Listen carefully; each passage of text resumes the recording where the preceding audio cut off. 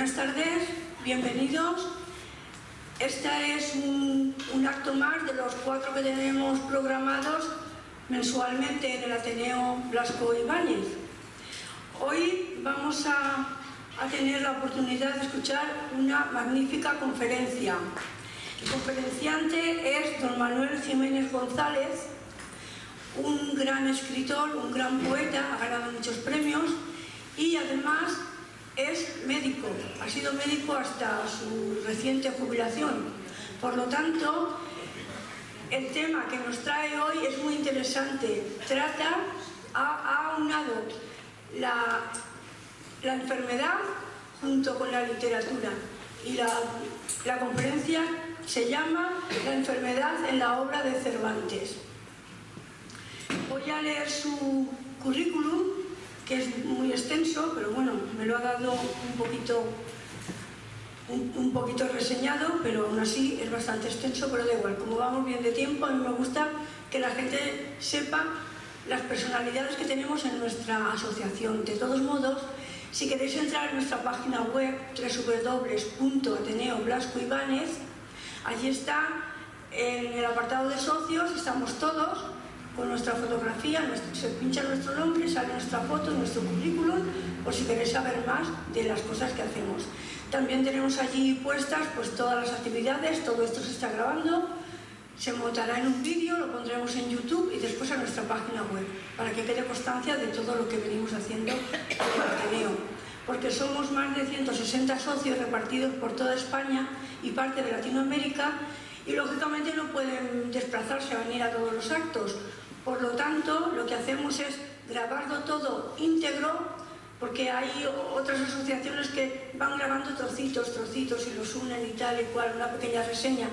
Pero nosotros lo grabamos todo íntegro para que los compañeros que no pueden venir lo vean y se sientan de alguna manera como si hubiesen estado aquí dentro de nuestra sala. Bueno, pues don Manuel Jiménez González nació en Paterna en 1956, licenciado en Medicina por la Facultad de Medicina de Valencia, 1973-1979, especialista en Medicina Familiar y Comunitaria, vía MIR, en Murcia, 1990-1993, diplomado de Sanidad Nacional, 1997, por el Instituto Valenciano de Estudios de Salud Pública. Ha publicado 25 trabajos de investigación epidemiológica en diferentes revistas especializadas de medicina. Premio a la mejor comunicación en el Congreso Nacional de la Sociedad Española de Medicina General de Santander en 1998. Desde 1986 a 1990 fue coordinador del Grupo de Investigación sobre los efectos biológicos de los campos electromagnéticos de baja frecuencia en el Departamento de Ciencias Morfológicas de la Cátedra de Anatomía de la Facultad de Medicina de Valencia, dirigido por el profesor don Víctor Smith Agreda, de los que se realizaron 5 tesis doctorales, todas ellas con la calificación de sobresaliente cum laude. Casi nada, Manuel. Miguel, Manuel, yo soy especialista en cambiar los nombres, ya lo sabes. Doctor en Medicina y Cirugía por la Universidad de Valencia en 1988, con la tesis doctoral calificación de sobresaliente cum laude, con un trabajo de investigación sobre los efectos de los campos electromagnéticos de baja frecuencia sobre la glándula pineal. Esta tesis doctoral, pionera en su género y codirigida por el profesor don Francisco Martínez Soriano, especialista de prestigio internacional sobre la glándula pineal, fue publicada en las revistas Acta Anatómica y Archivos de Histología, ambas editadas en Alemania, recibiendo un alto impacto en la comunidad científica internacional al ser citada en numerosas publicaciones. Ha ejercido la medicina en las urgencias extrahospitalarias, en puertas de urgencia de los hospitales Dr. Peset, General, Valencia y Santa María del Roser, Cartagena, Murcia, como médico rural en Anna, Valencia, y en el consultorio médico de Tendetes, Valencia. Actualmente médico jubilado, cursó estudios de filología hispánica por la UNED 1998-1996. De forma paralela a su profesión como médico, ha estado vinculado a la literatura desde sus años de estudiante en la Facultad de Medicina de Valencia, desde la narrativa corta al cuento, la novela y, sobre todo, la poesía, cosechando numerosos premios literarios, más de 90 a lo largo de la geografía española. Con sus publicaciones y sus recitales ha llevado su poesía a todo aquel que se considera amante de la expresión poética con temas como la vida, el amor, el paso del tiempo, la muerte, la observación de la naturaleza en todas sus facetas, la mirada hacia el interior del ser humano y la reflexión sobre su destino. En definitiva, el yo lírico que solo la poesía puede extraer del fondo del alma. Publicaciones: Pasaje interior, 1988, colección Malos tiempos. Palabras en Tushima, 1994, Casa de la Cultura. De negras noches y de blancos días, 2000, DTONC, Madrid. Ciudad de Tierra, 2000, colección Cuaderno Azul. Denia, a la luz del tiempo, 2003. En el 7º certamen de poesía Adolfo Utor Acevedo.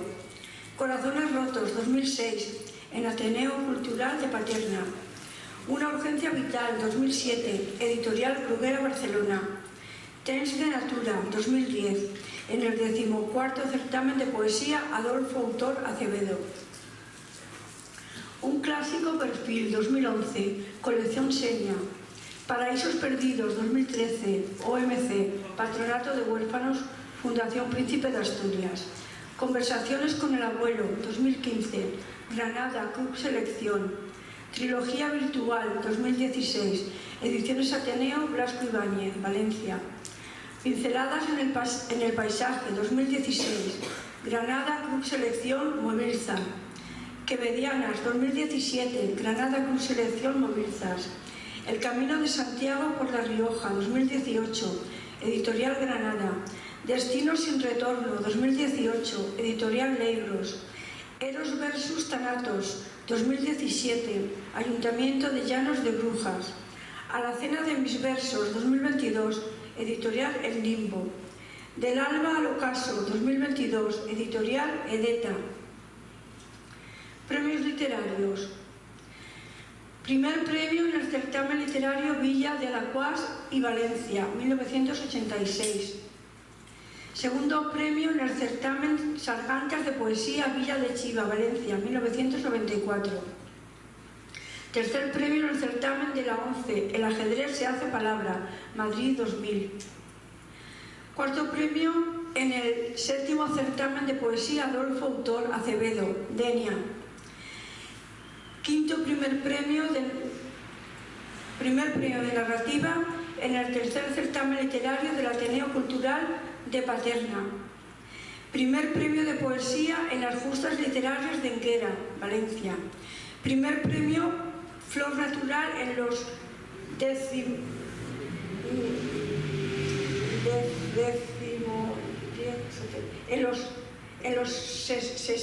71 Juegos Florales de Cheste.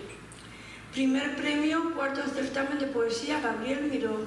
Segundo premio de novela en el 5º certamen iberoamericano de las artes. Primer premio en el certamen de relatos infantiles Francisco Oliver. Segundo premio en el 16º certamen nacional de poesía del Ateneo de Alicante. Poemario Trilogía virtual, edita el Ateneo Blasco Ibáñez. Segundo premio de poesía en el tercer certamen iberoamericano de las artes. Premio en el 7º certamen de poesía Poetas Francisco Sánchez Bautista. Primer premio en el 5º certamen dedicado al soneto Fundación Granada. Flor Natural, primer premio en el certamen de los amantes de Teruel, 2018. Primer premio en el primer certamen de novela histórica con la novela Del alba al ocaso, 2022. Segundo premio en el certamen de poesía en Peñaranda de Bracamonte, Salamanca, 2022.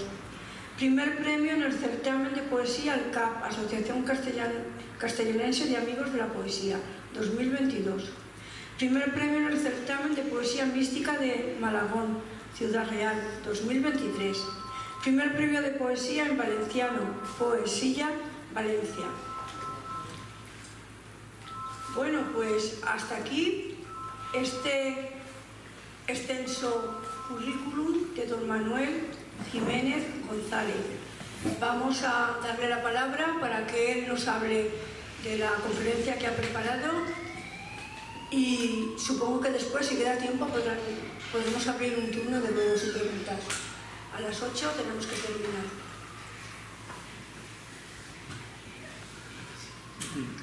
Bueno, buenas tardes. Os doy a todos las gracias y la bienvenida a todos los que habéis acudido a esta charla, coloquio o conferencia, como queráis llamarlo. Hay también médicos en la sala, compañeros de promoción, a los que agradezco enormemente su presencia. Y amigos también, de los que conocemos mucho tiempo desde mis años salesianos, decía por ya un montón. Y también quiero dar las gracias a Isabel Oliver, presidenta del Ateneo de la Escribañez de Valencia, por darme la oportunidad de hacer algo que ya llevaba mucho tiempo proyectando, el unificar mis dos pasiones, la literatura y la medicina.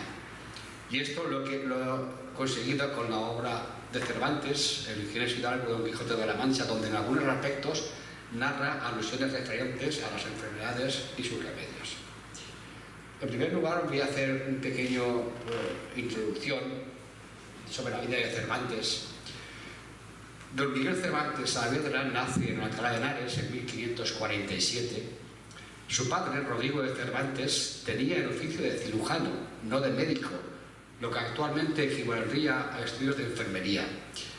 Aprendió el oficio de cirugía, es decir, su padre, de su abuelo materno y de su padrastro, que también médico, aunque nunca llegó a contar con un título oficial. La atención sanitaria en el siglo XVI apenas está cubierta por la medicina académica, que avanzaría en los 2 siglos siguientes. En esta época los remedios caseros, ya sea curanderos, brujas, magos, sacerdotes, sanadores, boticarios, barberos, cirujanos, vendedores ambulantes o charlatanes, son los que principalmente se ocupan de la salud y la enfermedad. Se sabe del recorrido de Cervantes en estos años de adolescencia y juventud. Nunca llegó a completar estudios universitarios, pero sí que siguió estudios en Valladolid, Córdoba y Sevilla.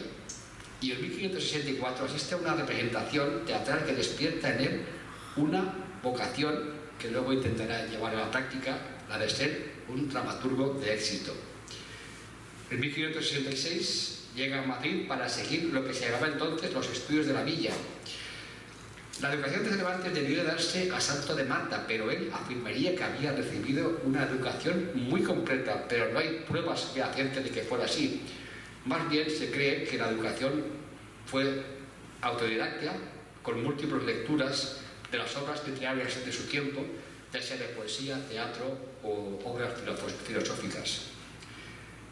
En 1569, con 22 años, pasa a Italia, exiliado por ir en un duelo a un tal Antonio de Segura, y allí se pone al servicio del cardenal Acquaviva para después enrolarse como soldado en la compañía del capitán Diego de Urbina, del tercio de Miguel de Moncada, en los recién creados tercios de la Armada, lo que actualmente se consideraría la infantería de marina. Embarcó en la galera marquesa el 17 de octubre de 1571 y con 24 años participó en la batalla de Lepanto. El día del combate estaba enfermo con fiebre, pero él se negó a permanecer en la bodega y asumió el mando de un bote con 12 hombres cuya misión era mantener el contacto entre su embarcación y la nave capitana para recibir órdenes y transmitir información. Se sabe que luchó valerosamente en primera línea de combate, hasta que varias balas de plomo le provocaron heridas muy importantes de 2 arcabuzazos en el pecho y 1 en la mano, con la sección de un nervio y la afectación de la musculatura y de las articulaciones que le llevan a dejar inútil el brazo izquierdo.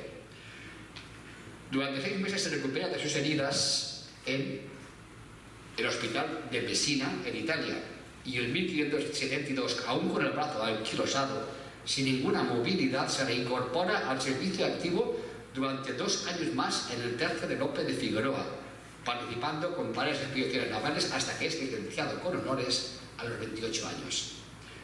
En 1575 regresa a España en la galera del Sol con varias cartas de recomendación.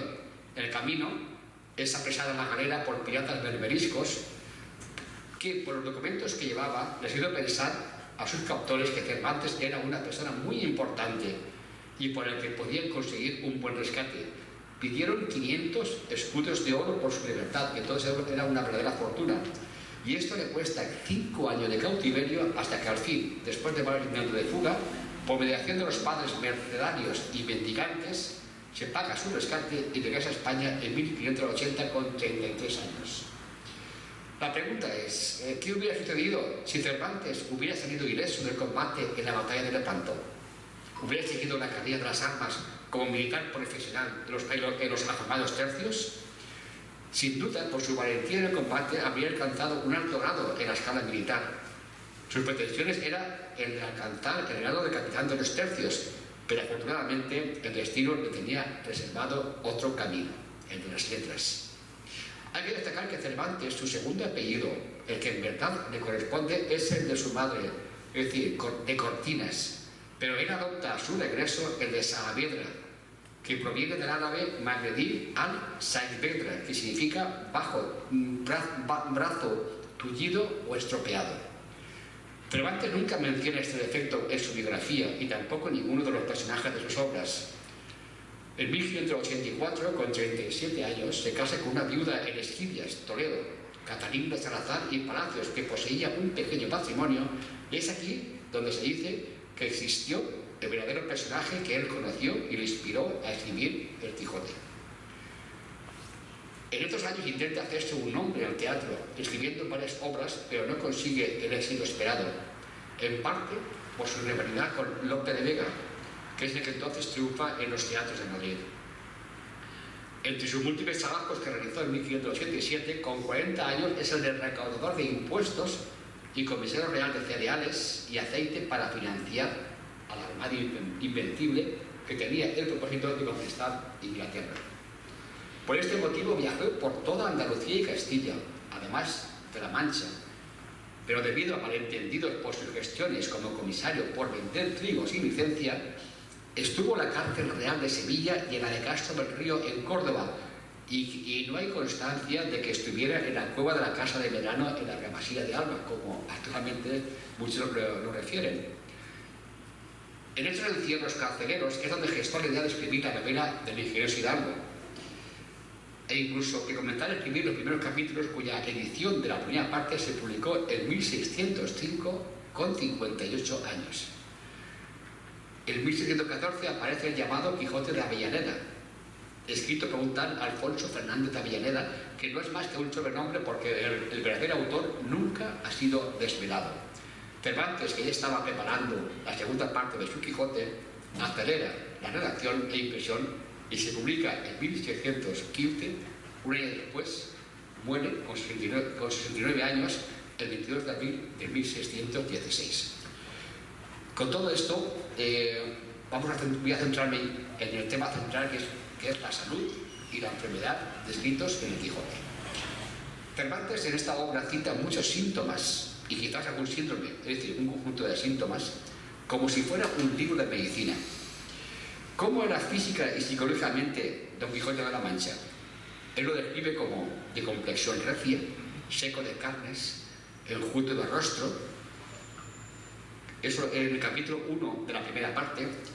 Desde el punto de vista psicológico, Don Quijote era un hombre terco, de firmes opiniones y valiente. Su enorme imaginación le permite ver el mundo real como si fuera el de los libros de caballería que había leído durante muchos años. Pero sin duda lo más llamativo es la locura del personaje central, Don Quijote.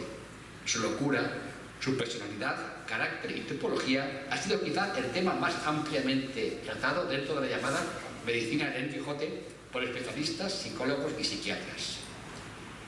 Desde el punto de vista de la novela, Cervantes decide que su personaje se está volviendo loco, ya que Con estas razones perdía el pobre caballero el juicio, y al final del poco dormir y del mucho leer, se le secó el cerebro. Capítulo 1, parte 1, capítulo 1.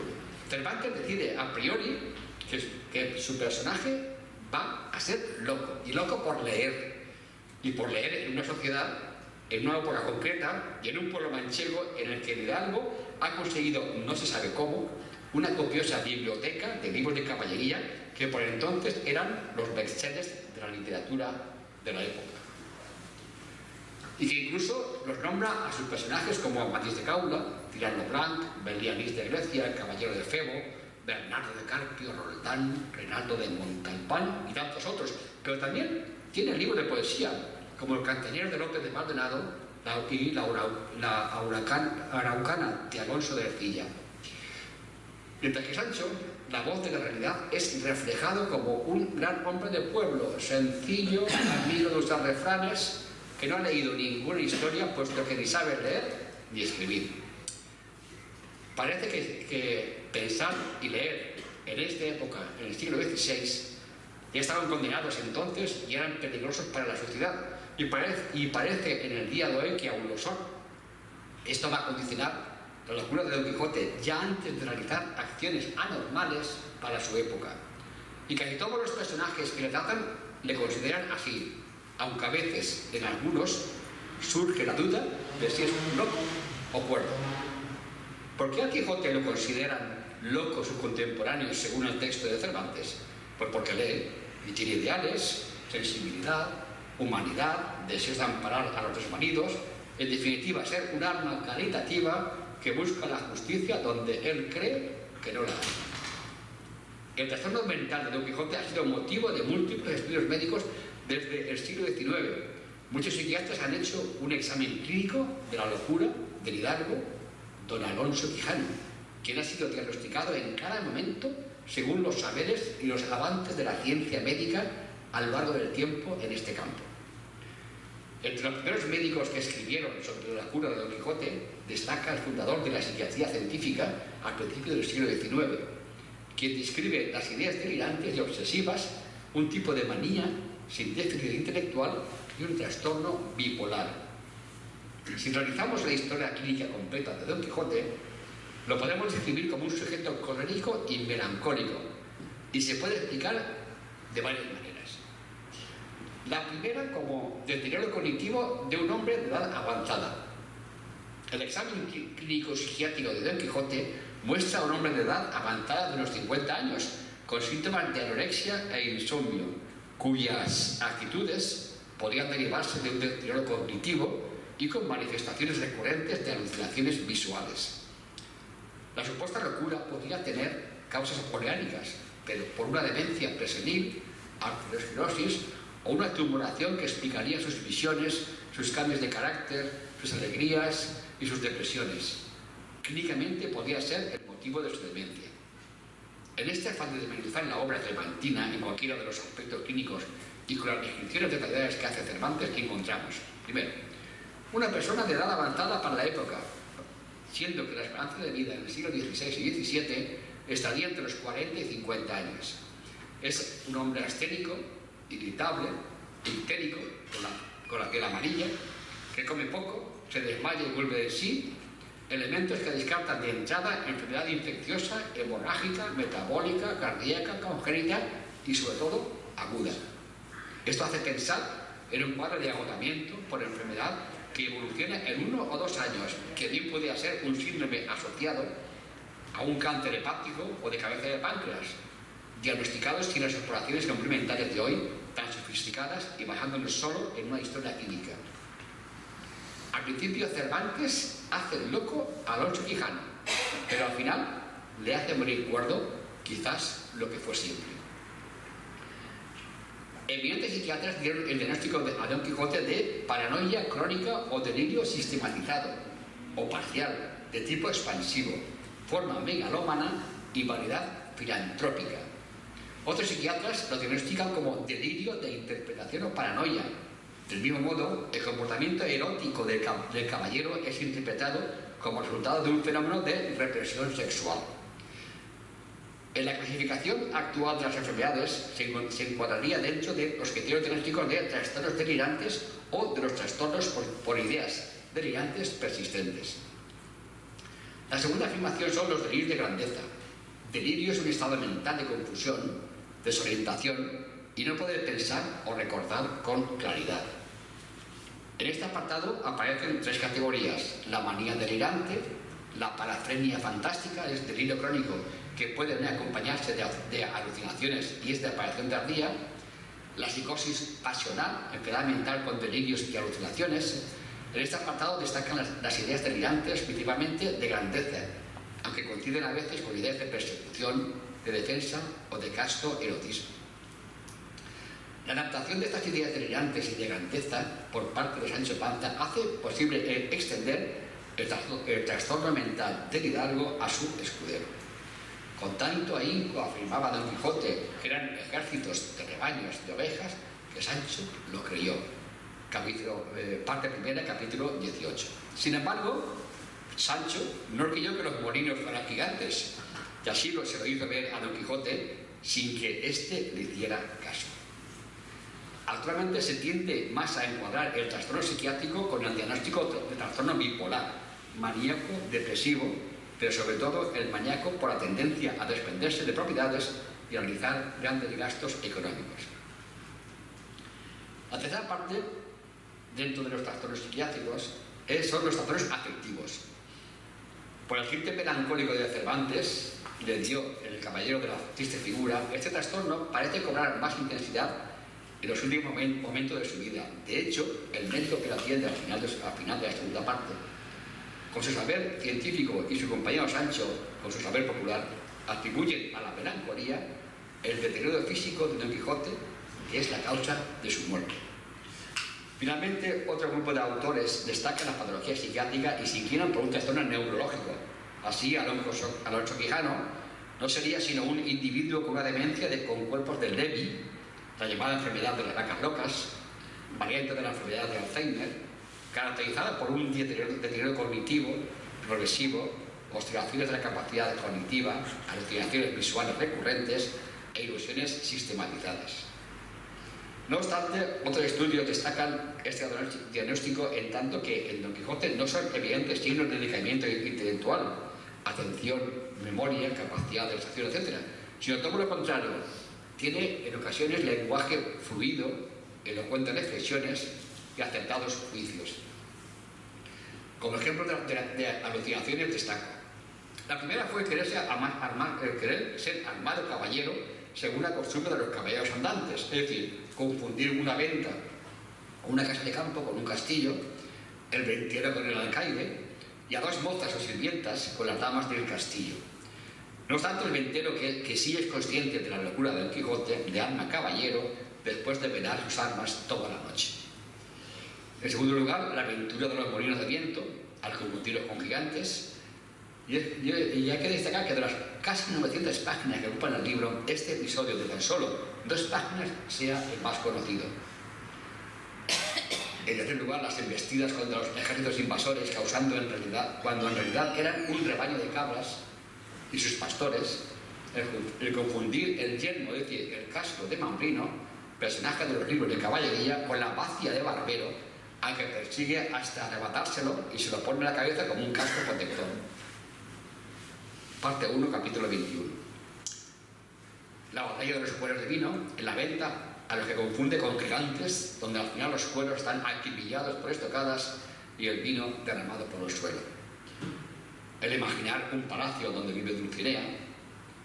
En toda la obra del Quijote aparece la idealización de la mujer en la figura de Dulcinea del Toboso, que solo existe en su imaginación y que sin embargo se empeña en demostrar y de exigir todo el que se encuentra a su paso, que es la mujer de su vida, el amor romántico y cortés, como las heroínas de los libros de caballería. Esto le lleva a numerosos atropellos, riñas y discursos, como los que tiene con los brigadores toledanos en el capítulo 4 de la primera parte. En el personaje de Don Quijote no son evidentes signos de decaimiento intelectual, atención, memoria, capacidad de abstracción, sino todo lo contrario: lenguaje florido, elocuente de expresiones, acertados juicios, etc., como le demuestra el discurso de las armas y las letras, la razón de los libros de caballería o en su defensa de Dulcinea, entre otros muchos. La percepción de la locura de Don Quijote no está exenta de críticas, existiendo autores que han querido ignorarla hablando de un mitómano histérico. Para otros, la acepción de loco podría significar, en el contexto cervantino, algo diferente a lo que en realidad se entiende como un enfermo psiquiátrico, para quien don Alonso Quijano se encuentra muy lejos de ser un alineado o loco, sino más bien todo lo contrario. Se trataría de un personaje emprendedor, ilusionado, que vive la vida, su vida, de forma alocada.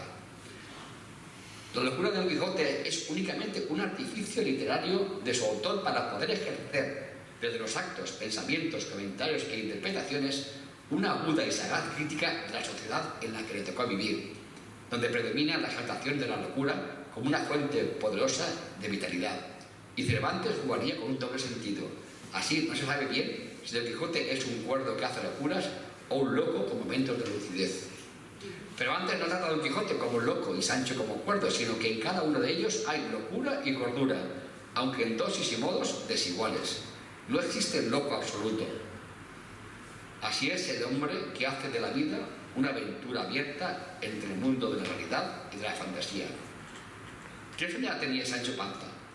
Los estudiosos aseguran que posiblemente Sancho Panza tuviera lo que se llama trastorno psicótico compartido, un raro síndrome por el que una persona que convive demasiado cerca de un paciente acaba desarrollando los mismos síntomas. El segundo aspecto médico de la obra de Cervantes es el relativo a la traumatología. Las heridas de traumatismo que sufre Don Quijote son abundantísimos, irreales y paralizantes, y a veces vergonzantes y crueles, como si Cervantes quisiera ensañarse y ridiculizar a sus personajes por medio de palizas castigadoras, muchas de las cuales necesitarían hoy del ingreso hospitalario y serían de pronóstico reservado e incluso grave. Los traumatismos recibidos por Don Quijote se describen como reales y producidos en su cuerpo, pero no tienen repercusión en su quehacer posterior, ya que sigue cabalgando, luchando, respirando, con las costillas rotas, situaciones que entonces y ahora serían invalidantes. Le sepultan 2 costillas en el cuerpo. Capítulo 18, parte 1. Otras veces la gran paliza no produce heridas, porque a pesar del gran movimiento, tratándole las heridas, no le dieron ninguna. Hay lesiones craneales, traumáticas, heridas y fracturas que las reciben los protagonistas y otros muchos personajes, aunque la mayoría de las veces lleva a Don Quijote la peor parte. Se enumeran pedradas, contusiones, tocadas, arañazos, mordiscos, aparatosas caídas, entre las que se cuentan 14, en la primera de ellas son los mercaderes toledanos que le hacen caer del caballo y lo mueren a palos. Capítulo 4 de la primera parte. Parece que Cervantes, en el contexto de la obra como parábola o parodia, quiere castigar a su personaje Don Quijote a partir de palizas para dificultarle su visión de caballero andante por varias razones.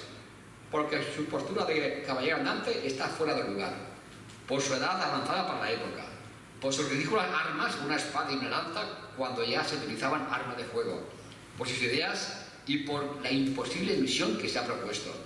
Y nunca, o casi nunca, lo presenta como un igual ante otros personajes, y esto le ocasiona numerosos conflictos.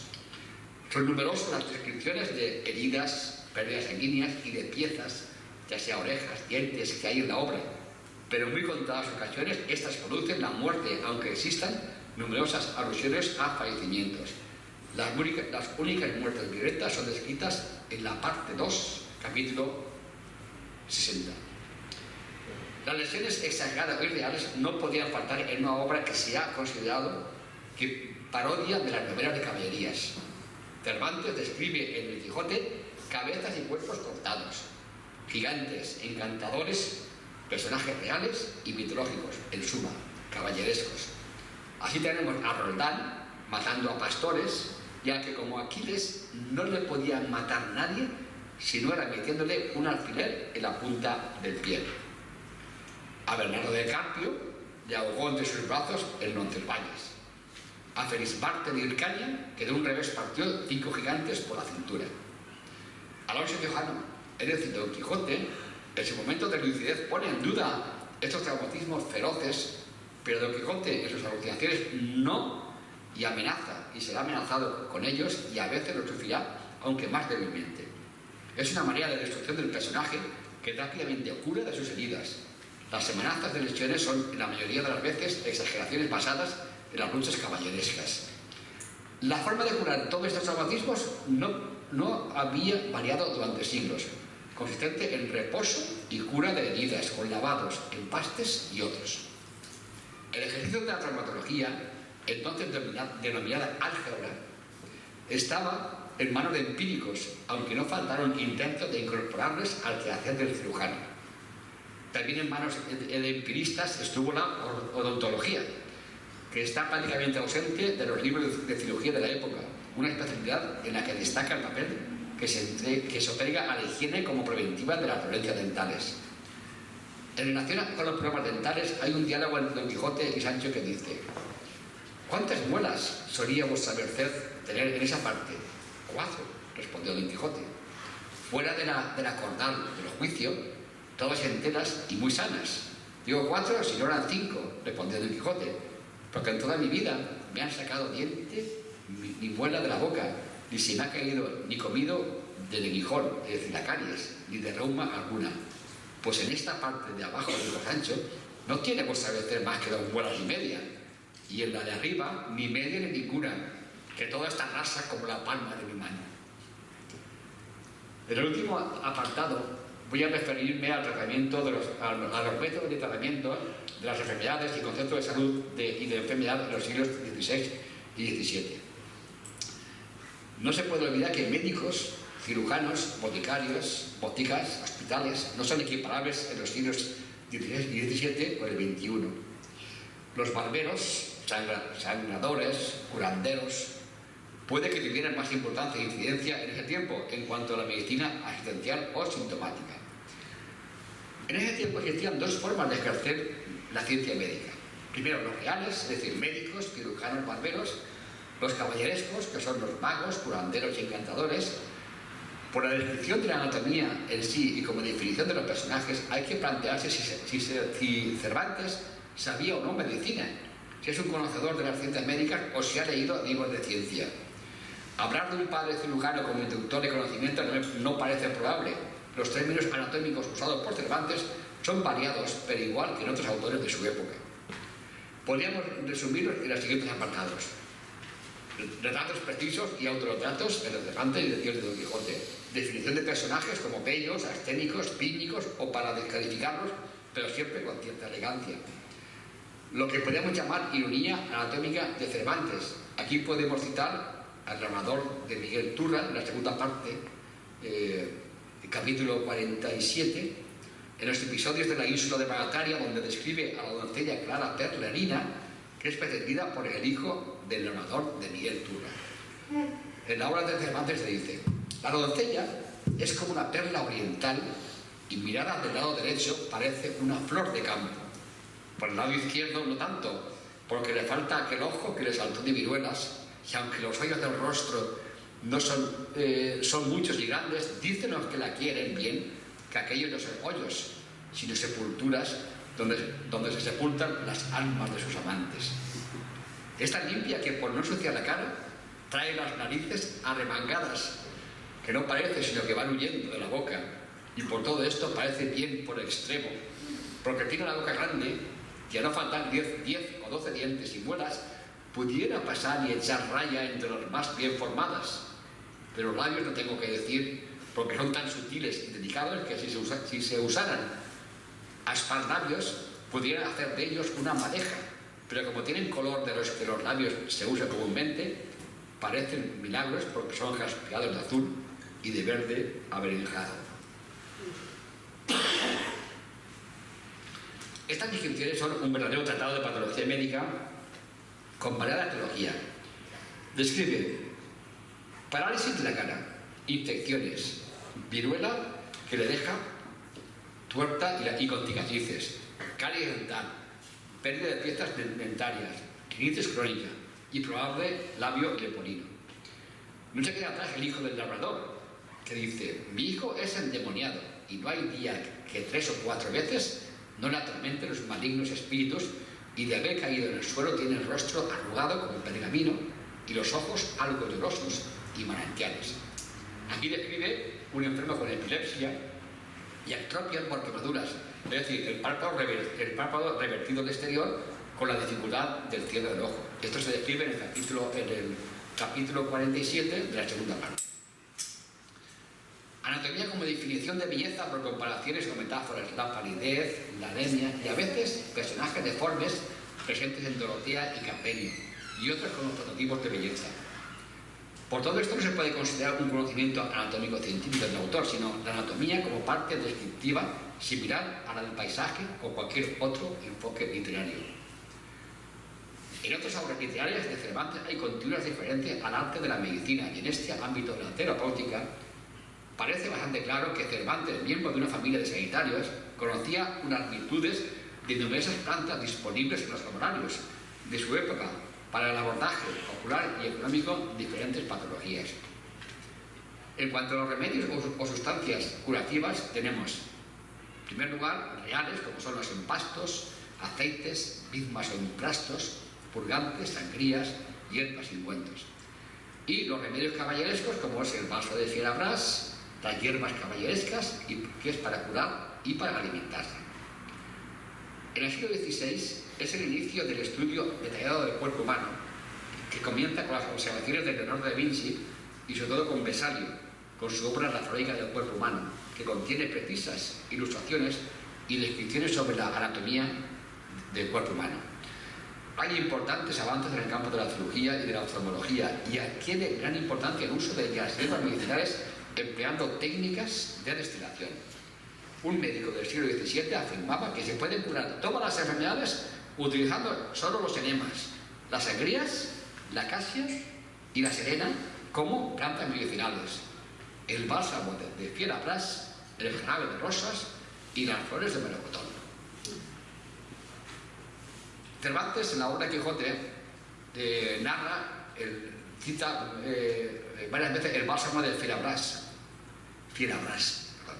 que es un ungüento que según la leyenda sirvió para embalsamar a Jesucristo, por lo que tiene un poder extraordinario de sanar las heridas. En el capítulo 10 de la primera parte, cuando Don Quijote le confiesa a Sancho que conoce su fórmula, cuyos ingredientes principales son aceite, el vino, la sal y el romero. Todo ello hervido en un ritual en el que hay que rezar 80 Padres Nuestros y otros tantos Ave Marías, salves y credos. Entre todos destaca el romero, una hierba en la que se le han atribuido abundantes propiedades terapéuticas.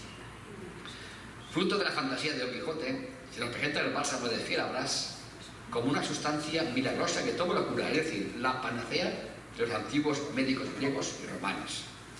Por su parte, el aceite en la práctica de la botica renacentista se usaba habitualmente para la disolución de principios activos en la elaboración de ungüentos y linimentos.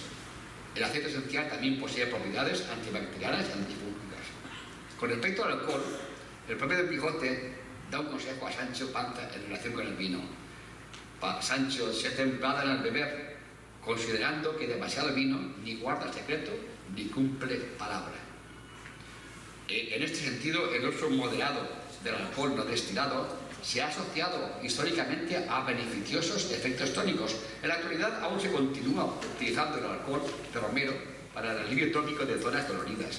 Algo parecido también ocurre cuando un cabero, mediante un emplaste con romero y sal, logra curar la herida en la oreja de Don Quijote, que dice: y tomando algunas hojas de romero, de mucho que por allí había, las mascó y las mezcló con un poco de sal, y aplicándoselas a la oreja, se las vendó muy bien, asegurándole que no había menester otra medicina, y así fue la verdad.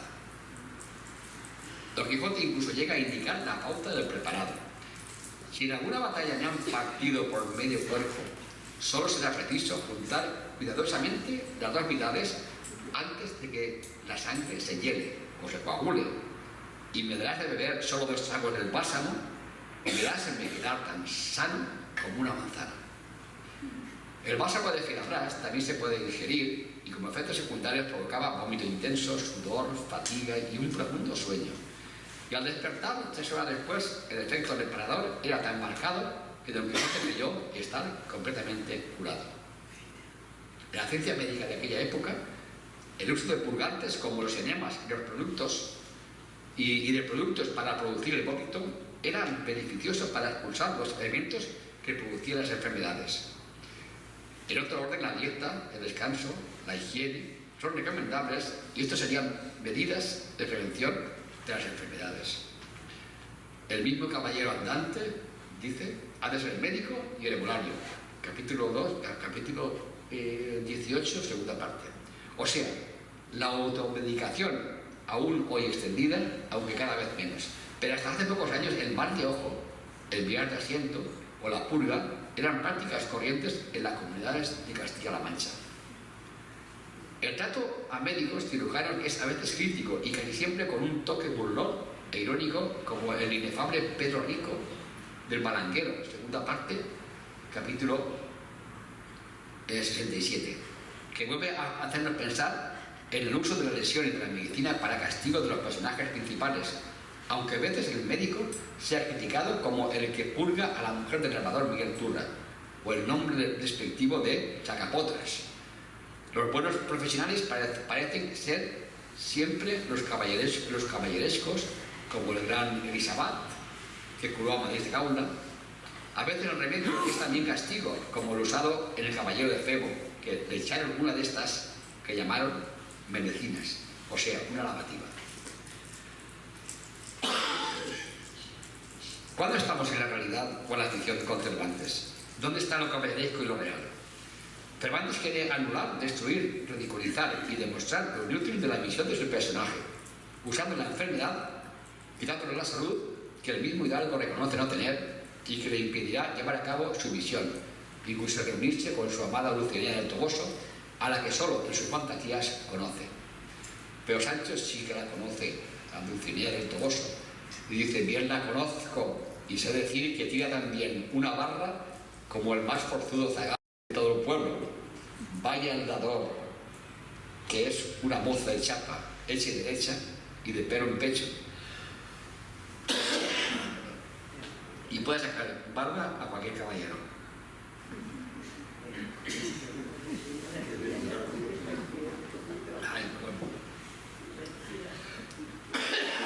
Bueno, referente a la dieta, parte importante de la obra de Cervantes es la dieta que hacen los distintos personajes, de tal forma que son los capítulos más extensos del Quijote. Hoy la dieta y la dietética constituyen no ya un tema médico, sino social, casi obsesivo. Mantener la línea lleva a veces a grandes enfermedades e incluso a la muerte. La medicina dietética, el ayuno, como medicina es hoy actual. El colesterol, las grasas, las hierbas, las discusiones entre dieta mediterránea o vegetariana han dado lugar a extensos tratados. La referencia a las dietas la podemos reunir en 4 apartados en el Quijote. Consejos dietéticos. Dice: la ternera mejor que la vaca y el cabrito mejor que el cabrón. Capítulo 2, parte primera. Come poco y cena muy poco. Y cena más poco. La dieta como ayuda a las actividades. El trabajo no se puede llevar sin el gobierno de las tripas. La dieta suave mencionada en Don Quijote. Su más ordinario sustituto debía ser de ellas frutas y de algunas hierbas, frutos secos y hierba del campo. La dieta de Sancho, que podía equipararse a la llamada dieta mediterránea, prefiere la carne, el queso, el vino, las legumbres, etc. Y no olvidar la dieta y el hambre como fenómeno social. Cervantes describe las enfermedades según aparatos y sistemas: metabólicas, infecciones digestivas, mentales, congénitas. En sus descripciones y observaciones pueden verse retratadas enfermedades que hoy nos parecen cuadros clínicos a veces casi perfectos. El problema de esa guía o no medicina es mucho más complejo. La mayoría está en el capítulo de la sabiduría popular. De médicos, poetas y locos, todos tenemos un poco. Cervantes cita en su obra del Quijote síntomas y quizás algún síndrome o conjunto de síntomas. Hay dolores de todo tipo: abdominales, articulares, cefaleas, diarreas, vómitos, bálsamos de boca, de filamitosis, tos, hemorragias, enfermedades de los ojos, insolaciones, ictericia, ya que Don Quijote casi siempre está amarillo. Caries, ya lo que llaman el hijón, desmayos, traumatismos de diverso traumatismos de diverso índole, contusiones y estados de coma, aparte de tremendos males producidos por encantadores, tanto físicos como morales, de los cuales casi el único receptor es Don Quijote de la Mancha. Se relacionan enfermedades digestivas, sobre todo agudas, como la gastritis, provocada por casos de Virabras. Enfermedades metabólicas que también parecen congénitas, como los enanos maritormes, que parecen corresponder a bocio o enfermedades de tiroides. Enfermedades infecciosas y parasitarias que hacen relación a la higiene corporal son descritas como infección en la calentura pestilente que había acabado con el medio cuerpo. Fiebres altas en el caso de Sancho, cuando se dice que comenzó a dar diente con diente, como contiene frío de cuartana. Hay también referencias a la sarna o a las pulgas de la cama de Sancho. Cervantes era consciente de la acción medicinal del sol junto a los numerosos episodios dolorosos y los problemas higiénicos. El texto está salpicado de los más diversos síntomas y signos clínicos dermatológicos, digestivos, infecciosos, neurológicos, oculares, urinarios, también referente a rasgos anatómicos, deformidades y mutilaciones, vómitos acompañados de un cuadro vegetativo en Don Quijote y en Sancho. La neurología tampoco pasa desapercibida. Hasta una docena de veces Cervantes se refiere al cerebro, cerebelo o sesos, unas veces a las menos en su función pensante o devanándose los sesos, otras la mayoría como reflejo de locura. Don Quijote sufría además de dermatitis seborreica del cuero cabelludo y mostraba un nebus piloso en la espalda. A pesar de los consejos que sobre higiene imparte el ingenioso Hidalgo, especialmente a Sancho cuando va camino a su gobierno en el isco de Bagataria, los personajes no son nada aseados. A lo largo de la historia, Don Quijote se daba en muy contadas ocasiones, y todas ellas en la segunda parte. A pesar de ello, Don Quijote sueña con la bondad de la higiene y Sancho no va a la zaga y proclama, a pesar de su evidente obesidad, tener más limpio que de goloso. Los personajes en general descuidan su aseo, tiña, pediculosis, olores frecuentes. Cervantes en sus desplazamientos por Andalucía y Castilla, a frecuentar las posadas de dudosa higiene y limpieza, debía de tener personal experiencia en los piojos a juzgar por su precisa descripción. Dice Don Quijote: una de las señales que tienen para entender que han pasado la línea equinoccial que te he dicho es que a todos los que van en un navío se les mueren los piojos sin que les quede ninguno. Debe señalar que no hay personajes con amputaciones, no hay mudos ni ciegos. Un aspecto al que se le da en el Quijote gran importancia es la higiene bucal para mantener una saludable dentadura, insistiéndose en la limpieza de los dientes. Sin embargo, la litosis es un problema común. A Maritormes el aliento le olía a ensalada fiambre trasnochada, y decía de otro personaje, Altisidora, que tiene un cierto aliento cansado. En cuanto a las enfermedades mentales, como eje central de la novela de Cervantes, la locura de Don Quijote, que he descrito al principio, Cervantes crea a su personaje como supuestamente loco, para hacerlo revivir en la segunda parte, para darle muerte como un cuerdo. Es decir, pasa de la locura a la lucidez. La muerte en la novela del Quijote está presente y algunos personajes abandonan sus páginas, la mayoría de las veces por referencias. El último y en la cama, el protagonista. A pesar de las posibilidades derivadas de las fantásticas aventuras, hay pocas muertes, y las divido en las siguientes. Muertes referidas ya ocurridas y pronunciadas, es decir, como el labrador de Miguel Turra, que es viudo porque su mujer la mató un mal médico que me la purgó estando preñada. Parte segunda, capítulo 47. Muertes ficticias como Basilio por el amor de Quiteria. Suicidios o supuestos o imaginados por el lector, como es Crisóstomo. Muertes por amor y tristeza del ya citado Crisóstomo se murmura que ha muerto de amores. Muertes con clara etiología de relación causa-efecto inmediata, como el bandolero de Roque Guinard y Don Vicente en la segunda parte, capítulo 60, por arma blanca y armas de fuego respectivamente.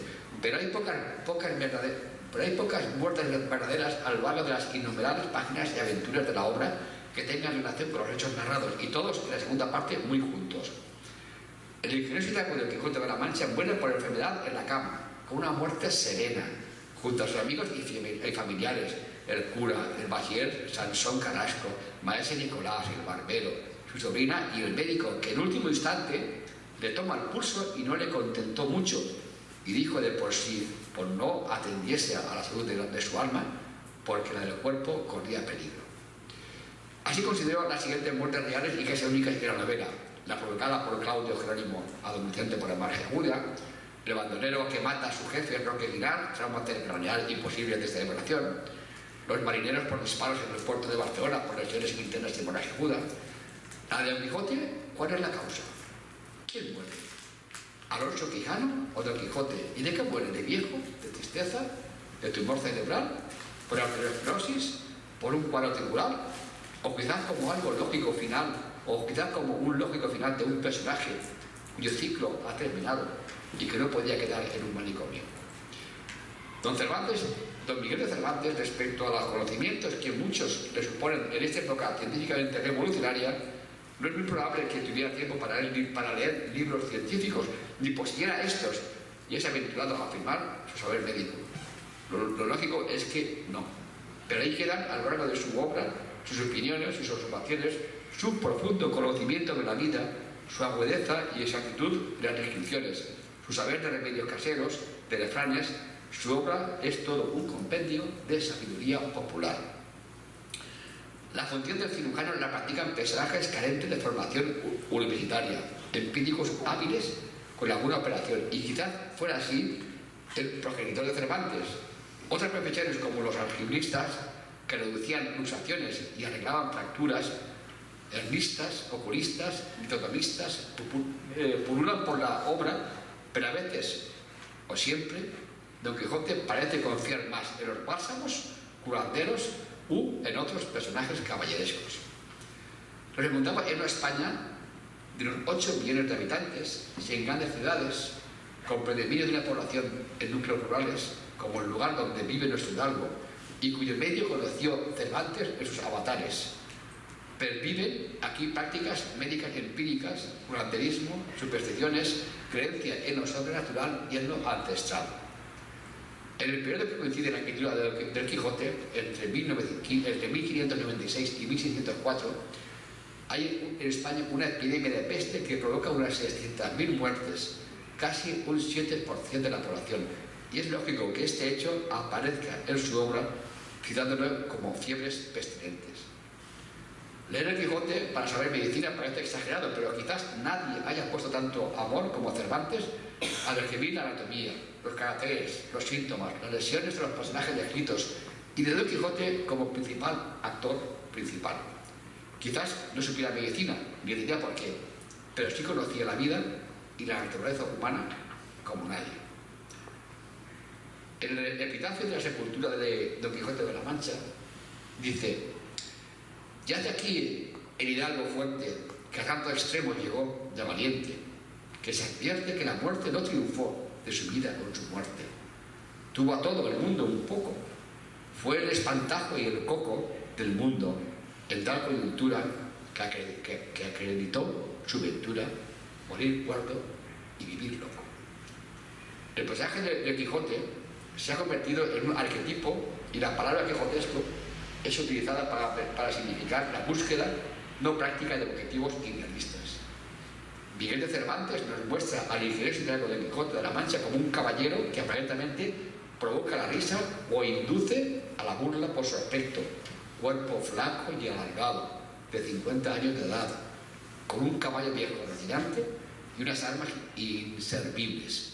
Pero su finalidad es destacar la nobleza del espíritu por encima de la del cuerpo, el hábito hacer monje, creando para ello el clima apropiado para una innecesaria sucesión de aventuras, para una incesante sucesión de aventuras y vivencias de este héroe, o mejor, de este antihéroe, donde las derrotas y humillaciones ante los hechos de la dura realidad van progresivamente configurando y agrandando su noble, fuerte y compleja personalidad, basada en el amor al prójimo, la humanidad, la dignidad, la autoridad, la locura y la libertad.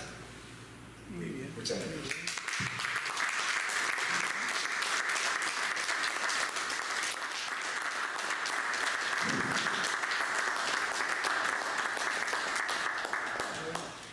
Muchas gracias, doctor Jiménez, por habernos traído esta edición tan nueva y tan especial del Quijote. Esto seguramente no lo habíamos pensado muchos cuando hemos tenido ocasión de leer esta obra. Casi todos la hemos leído, aunque haya sido nada más que algunos capítulos, pero no nos habíamos fijado en este modo de verlo. Muchas gracias por tu ilustración. Yo creo que a partir de ahora, cuando volvamos a coger el Quijote o cuando lo enseñemos a nuestros nietos o a nuestros amigos, podremos de alguna manera hacer hincapié en la actividad literaria que tiene la medicina que ha querido introducir el doctor Manuel Jiménez. Es una nueva forma de verlo, una forma distinta de ver la enfermedad dentro de una obra literaria. Muchísimas gracias, nos has ilustrado mucho. Pues ahora vamos a tener el placer de escuchar a un hombre muy grande, pero muy bajo. Miguel García Casas, es nuestro barítono. Él dice que su modo de cantar es el de bajo profundo, que es muy complicado, muy especial, pero como es un hombre muy grande, pues yo le digo el gran hombre bajo profundo. Con ustedes, Miguel García Casas.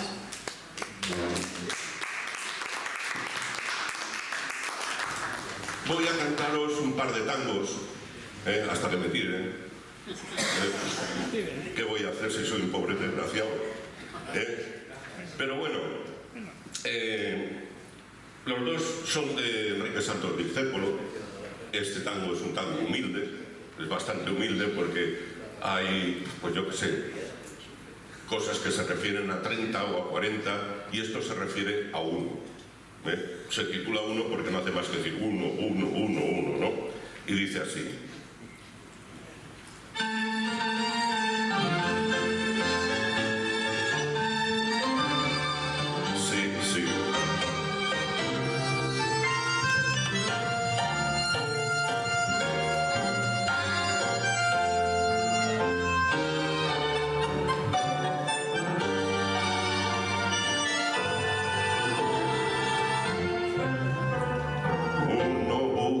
Lleno de esperanza, el camino que los sueños prometieron a sus ansias. Sabe que la lucha hoy es mucha, pero lucha y se desangra por la fe que lo empecina. Uno va arrastrándose entre espinas y en afán de dar su amor sufre y se destroza hasta entender que uno se ha quedado sin corazón. Castigo que uno entrega por un beso que no llega o un amor que lo engañó.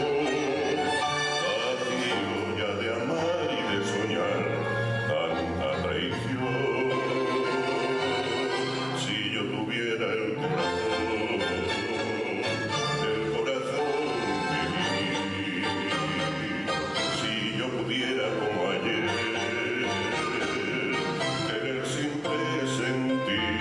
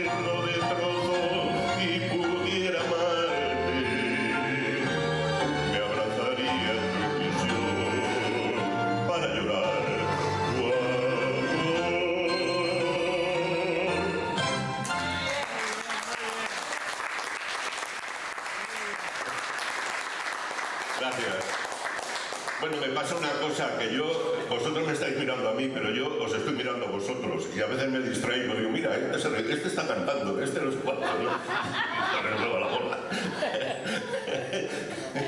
Así que, bueno, hay otro que también me encanta. Bueno, este tango, también es de Enrique Santos Discépolo, es Gira Gira. Gira, gira. Pero es que tiene su cosa, porque es un tango de soledad y desesperanza. Entonces resulta que habla de un hombre a quien, bueno, está totalmente desesperado, abandonado de la riqueza, del amor, de todas las cosas, ¿no? Y entonces, cuando él dice gira, gira, el mundo gira, gira, en realidad girar es lo que hacen las prostitutas cuando van buscando faena. Y lo que está diciendo es que el mundo es una prostituta, lo digo finamente, que le importa un carajo todas las personas que estamos en el mundo, ¿no? Y esto es lo que dice, ¿no? Habla de cosas como, bueno, cuando la suerte que es mujer, cuando la suerte que crela, fallando y fallando te largue parado. O sea, que te diga y te quedas, ¿no? Cuando estés bien en la vía, sin rumbo, desesperado, porque resulta que los que no tenían a dónde ir se metían en la vía y seguían andando hacia a donde les llevara la vía, ¿no? Cuando no tengas ni fe ni hierba de ayer secándose al sol, la hierba de ayer es el mate, que resulta que coges y el que no tiene ni un duro, el mismo mate de un día lo saca, lo pone a secar y al día siguiente lo vuelve a meter otra vez para hacer otra vez mate. Total, que es así de terrible, ¿no? Bueno, de soledad y desesperanza. Pues vamos a ver.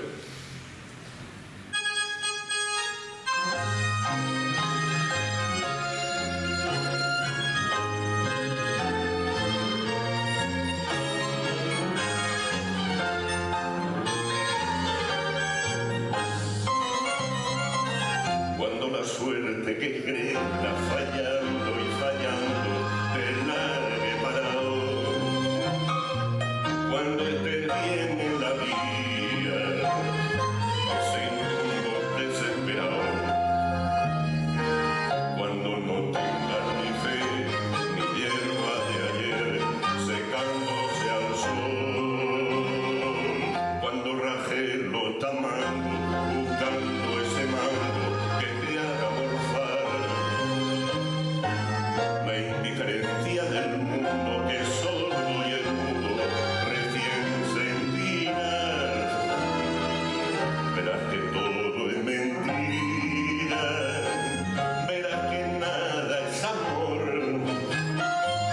que al mundo nada le importa, gira, gira, aunque te quiebre la vida, aunque te muerda un dolor, no esperes nunca una ayuda, ni una mano, ni un favor. Cuando estén seca la pila de todos los timbres que vos apretás, buscando un pecho fraterno donde morir abrazado, cuando te dejen tirado después de pinchar lo mismo que a mí, cuando estén seca la pila de todos los timbres que vos apretás, la indiferencia del mundo que es sordo y el mudo recién sentirás, verás que todo es mentira, verás que nada es amor, que al mundo nada le importa, gira, gira, aunque te quiebre la vida, aunque te muerda un dolor, no esperes nunca una ayuda, ni una mano, ni un favor.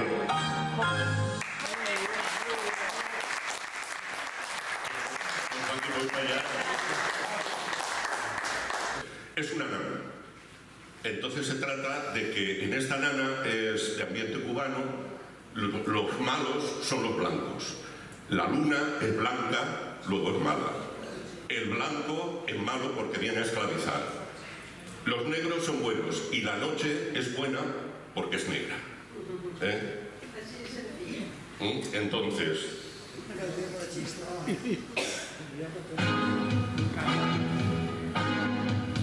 Despierta negro, que viene el blanco, desde el navío, te está mirando.